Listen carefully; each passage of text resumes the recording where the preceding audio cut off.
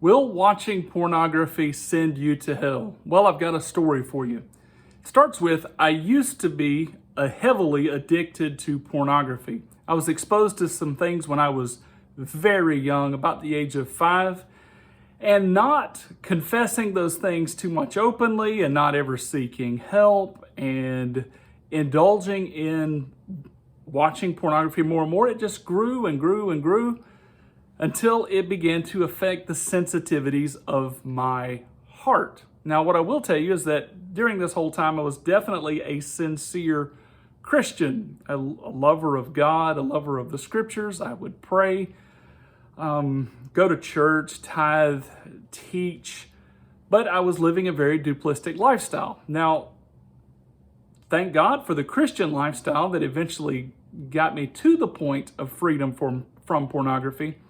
But during the early years, it was like I had the Christian front and then I had the sin in the back that was ever expanding and ever growing. And I had no idea how it was going to impact negatively the entirety of my life.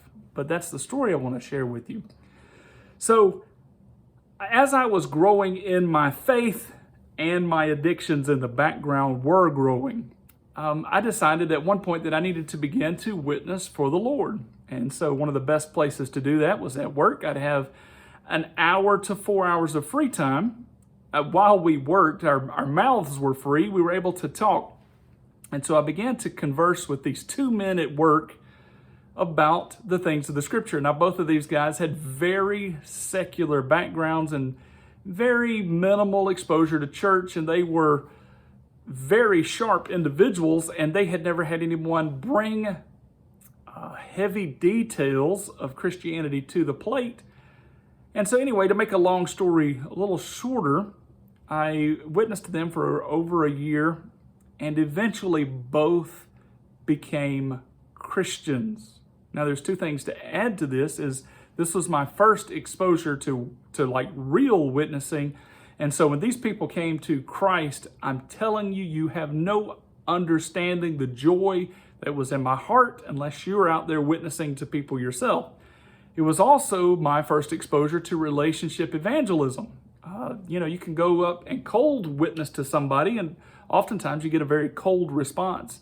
But when you have built a relationship with somebody, i.e. through work, and you have spent a lot of time with them and you're very pleasant and you treat them the way you'd want to be treated, a lot of times they are open to hearing the gospel message. And these two guys who were becoming my friends, once they accepted Christ, the joy in my heart was just through the roof. With amazement, I was more confirmed in God than I've ever been in my life. I'm like, God, you are the true and the great God. And look at these blessings. I now have two friends that are amazing. Keep in mind, sexual addictions in the background, but growing. These two friends became my absolute best friends. We will call them Jack and Peter. Peter was there for me many, many times when I was in college. He was not in college, but I'd go live with him at different times while our dorms were closed or whatnot. And if I ever needed a ride somewhere, Peter would provide it. And if we needed to just go hang out, Peter was there. A lot of times when I just needed somebody to go hang out with, he was there, because at times I was a misfit in my own community. And so then I need to mention that we were workout partners. Me and Peter worked out together for maybe an hour or two a day sometimes, and then at times through the summer, like 2 hours a day, plus working together at night, plus living together. You've got to understand, we were terribly close. The same thing with Jack. At a different season of life, or 2 or 3 seasons of life, I worked out with him at the YMCA, and we'd spend hours together a day, while we had also spent hours together at work. Going to church, talking about the scriptures.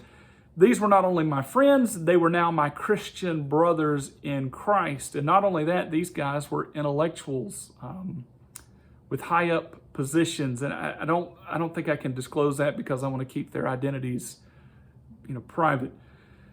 But high individuals in society. And as a Christian, I enjoy talking with them because it's not often that many people appreciate the finer details of apologetics and whatnot, or, creation versus evolution. But these guys ate it up. They enjoyed it. And our conversations were rich and nourishing. And then, like I said, we were workout partners. And we also all got married just about within the same short length of time. I'm talking about a trifecta, a unity, a brotherhood that was amazing. And I felt like it was absolutely from the Lord. And I was like, man, life is good. So while being a sincere Christian, one of the things that I spoke about and talked about, and you got to remember I had led these guys to Christ. One of them was, I was like, man, like we should really love each other. The Bible teaches that. And I had actually began to start a church at that time. Okay, didn't have my life right, not completely right. It was just pornography in the background, growing. But I actually tried to start a church, and you got to understand, these guys were attending this church, and they were under my leadership and under my guidance, and were growing. In fact, one of the two, Jack, like when we began to work out of the YMCA, he brought his Bible, and that kind of embarrassed me. That was one time he was just bringing his Bible, and every time we sat down somewhere, he brought it, sat it out, and then he would try to start out in the open Bible conversations. And it was later, I was like, hey man, let's try the, instead of the cold call approach with the gym, let's try the relationship approach. And then I'd explain to him, how to be a little more low key as a Christian, because he was on fire. He was on fire for the Lord, and he was eating things up. Well, as I had started this little tiny church, and they were attending, one of the things I said is, man, we need to love each other like in the book of 1 John. And we should probably consider being closer together and, maybe even living in the same communities. Now, what's really screwed up when you have a sin, especially the sin of pornography in the background, you might know the right information, but you don't feel the right information, or you don't feel things properly. What I was not aware of is that pornography was making me insensitive to other human beings, insensitive to small sins, insensitive to inconsistencies in my life. It was just making me an insensitive creature. So one of the things that I missed was that a little while later, Jack happened to move into the neighborhood I was in. He was just a few streets over, and he kind of showed up one day. He was like, hey, guess what, man? Guess where I live now? It's like, dude, that is crazy. Like, what are the odds? In my mind, what I thought was that he had found a good house at a good price, just happened to be in the same neighborhood as mine. And it didn't occur to me how strange this was, because this had never, ever, ever under any circumstance had happened before, that someone I, loved and cared about just kind of happened to move to the same community. I'm used to everybody residing in their own residence in their own hometowns. You got to understand how close we were. I had mentioned in passing that Christians might need to move to the same communities to bolster each other, to see each other, to hold each other more accountable, to hold each other to a higher standard, to be able to express love to each other, to be able to have iron sharpening iron. And this guy, Jack, took it to heart and actually moved into the same neighborhood with me. The information had come from my lips, but my heart was missing the realization of this. So as things go, time progressed, maybe 6 months to a year. It wasn't long after I kind of felt a little bit of a heart tug. I was like, hey, I need to move on. I need to move on, because it would be better on my finances if I, left this house behind and went over here, because it'd be cheaper. My plan was to rent out the first house, and I'm moving it over here, which is a little farther away. It's like, it's not going to affect things that much. And then later I moved even farther away, again for financial reasons, never considering nor thinking about Jack. Now, somewhere during this time period, I think, again, maybe because of pornography, and pornography helps you get depressed. It helps bring down your emotions. I gave up on the small church, and we started going back to a church I was at previous.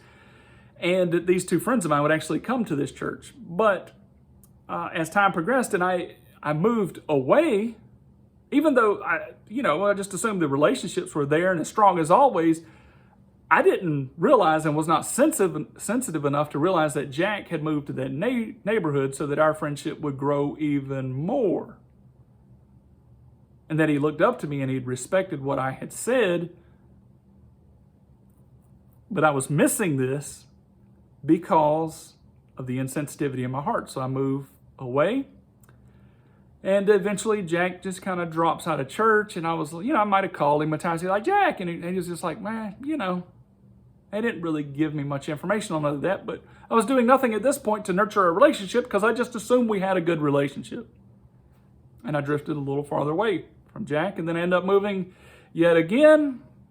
And then next thing I knew, Jack had moved about 30 miles away. And I was like, man, we probably, need to get together more often. I figured, maybe we'll see each other at church. But now they're 30 miles away. They're going to a different church. And I just wasn't quite putting all the dots together.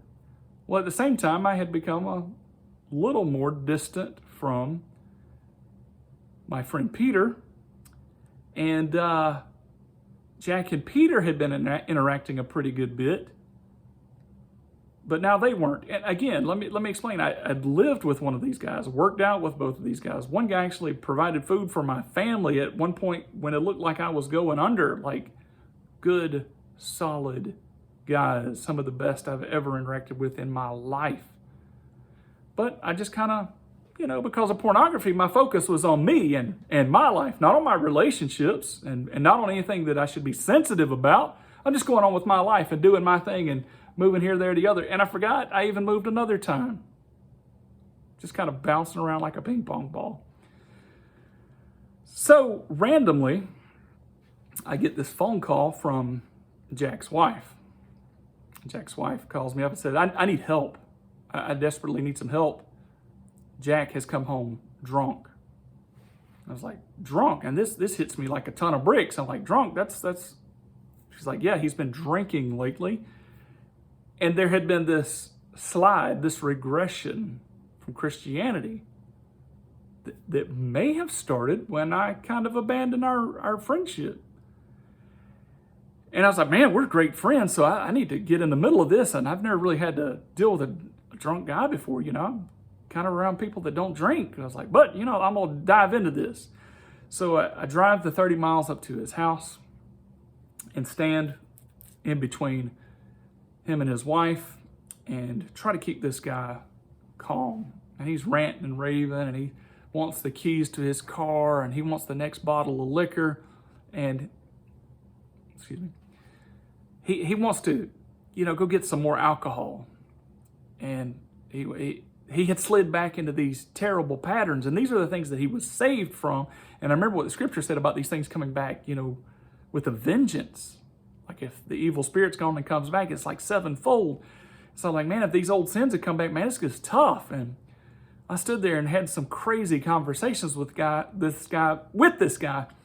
But one of the things that hurt me the most was that Jack at one point said, hey, I'm done with that Jesus thing. I tried that. That's stuck in my soul. And I was like, man, he can't be saying this. Like, I witnessed to this guy. I have seen him go from non-Christian to become a Christian, to becoming a vibrant and growing Christian, to becoming a witnessing Christian. And now he's telling me that he's over these things. And I was like, man, you don't really mean that.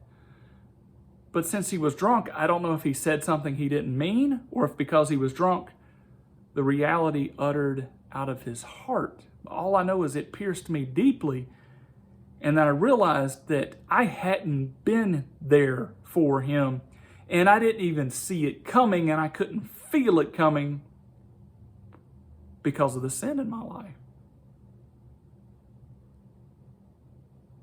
So we finally get to the point where Jack sobers up. And he's like, hey, I'm good, man. I'm good. I appreciate you being here. I'm good now. I really, I'm good. And, it was a very uncomfortable time. So I was kind of done dealing with it. And I saw that he had, calmed down. I was like, okay. So you sure you're good? Like, yeah, I'm good. Yeah, it's, my head's on my shoulders now. And he started interacting with his children and playing with his children. So I was like, he's okay. I think he's coming around. All right, so I'm gonna mosey on home, my 30-mile stretch to where I go. So I went on home and lived my life there. And I meant to do a lot of things. I meant to call Jack again about going to church, and I meant to follow up on this conversation, and I meant to follow up. Did you really mean what you said about being over this Jesus thing?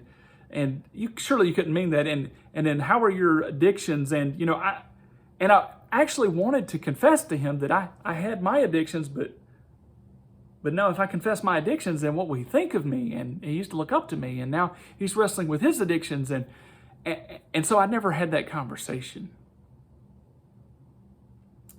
Well, I eventually get to a point where I have to come out and I have to begin to confess these things. But somewhere in the middle of all this, after I confess that, wow, long story, but I almost lost my wife, my 3 children. I did lose my job. I did lose my nice Christian status. My entire reputation was burnt in less than a week. And on top of all this, while I did finally confess my sins, and now like my life is in total shambles and fragments, I get a phone call from Jack's wife on top of all of this. And as soon as I heard her voice, I knew what had happened. She said, "I want you to know that Jack committed suicide." You're talking about pain upon pain. My whole reputation was gone.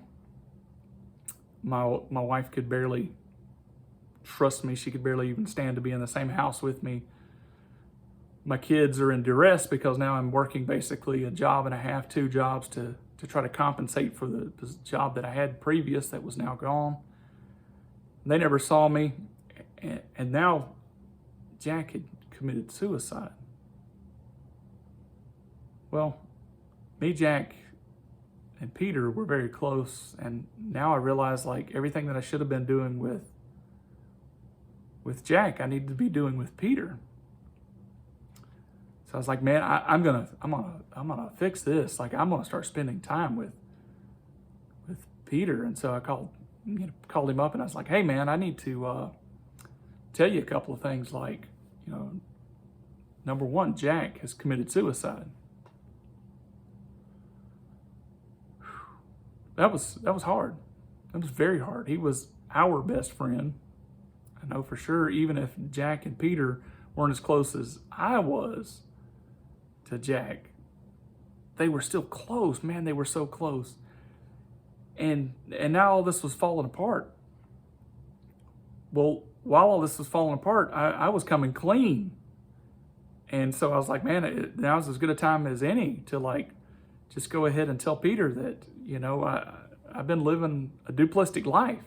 And I told him, I said, hey man, I'm a fraud. I've been indulging in all kind of wickedness and sin.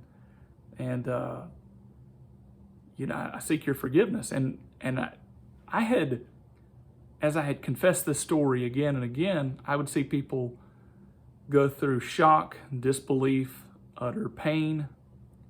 But a lot of the close friendships would eventually, after they got done hurting, they would offer me the relationship again.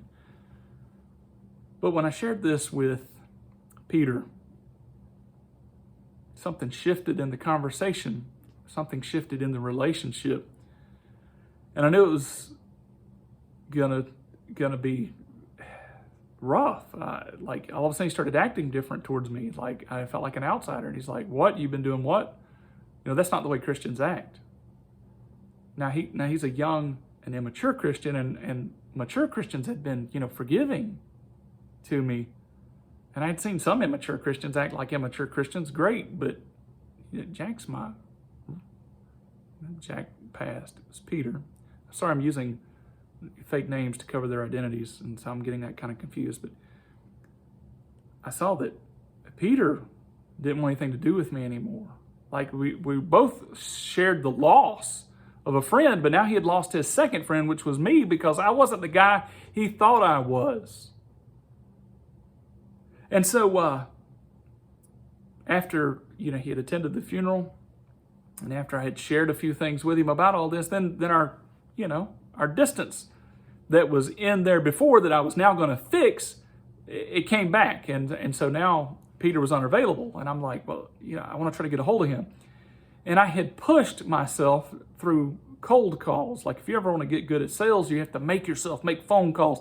Even if you don't want to make phone calls, you make the phone calls anyway. It doesn't matter about the dread inside. It doesn't matter if they say no. You just press through the phone calls. And I knew about that kind of stuff. And so I had this ultimate dread in me that Peter didn't want to talk to me, but I'd try to call anyway, and he wouldn't answer, which was more rejection. So I'd call him again, not back to back in the same day, but like give it a day or two, and I'd call him again, and then call him again, because there are these fantastic stories about persistence working. And so I'd call him again and call him again. And finally, when I called him, he said, all right, look, you keep calling me. Obviously you want something. Yeah, I want something. I want our relationship back. Like, can we sit down and talk somewhere? Man, can we just sit down and talk? And I knew that like Christians forgive each other. He finally agreed to meet with me at Shoney's. And so we set the time and date, and it was a little, not really where I had imagined the date would be, and it was a little farther out. And okay, but I remember getting there early because I'm excited, because now I'm starting to get forgiveness, and I was clean for the first time in my life. I was actually over my addiction. So I'm clean, and now I want my friend back, especially since I'm still hurting and grieving, and to this day still have pain in me thinking about Jack's passing. When I think about it, I'm thinking I wanted this relationship. I'll never forget, Peter walks around and sits in the booth. As soon as he slides into the booth and stares me in the eyes, he says, "Tell me why I should make room in my life for you again." And I could tell that it didn't matter what I brought to the table, that the relationship was over.